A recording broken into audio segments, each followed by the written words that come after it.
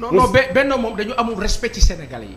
boo seetaanee vidéo bi noonu nga bës si bouton abonné boobu maanaam s'abonner comme ça nga bës tout bi ci kaw cloche boobu comme ça vidéo bu génn nga bokk si ñi koy njëkk a jot n'oubliez pas ngeen aimer vidéo bi like ok.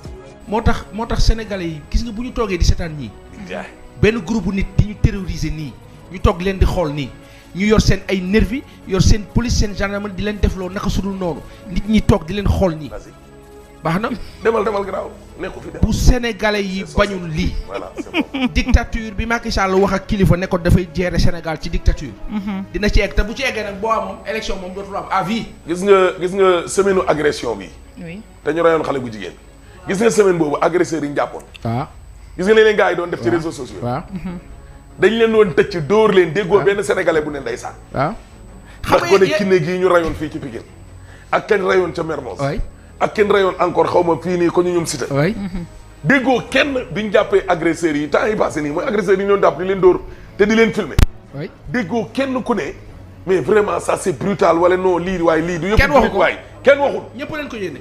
ñëpp leen ko yéene waaye waa Benno Bokk Yaakaar nervi yi ñu ne dañu leen di recruter pour indi leen loolu c'est humilier même la police et la gendarmerie. wallahi lazim le parti au pouvoir le pouvoir buy réfugié wu ci ginnaaw ay hors la loi alors que la police est là loyale et républicaine la gendarmerie est là républicaine war a protéger ñii ak ñii ñoom ñu dem indi ay wuyu ay bandi ne leen dem leen ngeen dóoral ñu diw ak diw ak diw ak diw ak diw ak diw ak liñ fi waxoon keroog rek. diw de am na ay mbokk. amul kii moom daal ab nervi bu ciy dof lu ba ne ciix ba gars yi ne la ciix.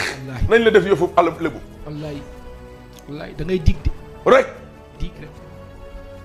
ba pare responsable ya ñuy defi loolu ñoom it ñu am fit nag. te bu leen seen waa koñ sotlee. te toog ca seen kër ya. dóor leen nervi ba ñu ne ne moo njaay. assumel. wallaahi. même bu dee sax assumel. wallaahi ne man la doon dóor si ma ak samay mbokk ñu yokk suñuy jéego yer suñuy yet teg ci dara mu yokk ba atam ñu fagaagal. c'est ça te nag nervi yi nga xam ne. lii mooy dëgg Ahmed Chérif nervi yi ñoo yónni.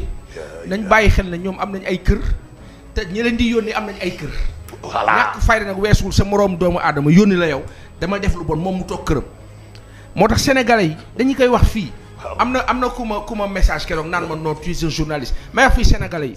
waaw nervi woo criminel woo ak ka leen di yónni ne sénégalais yi am fulla bu toll ni waaw kañu si jàpp. waaw gannaaw bi ñu koy def li ñu koy def nañ ko laat kan moo la yónni. waaw kanu yónni nag mu nga ca këram toog jëlagul avion nu bàyyi xel lool. waaw ñu fekki ko. xeex bi mënta ñàkk.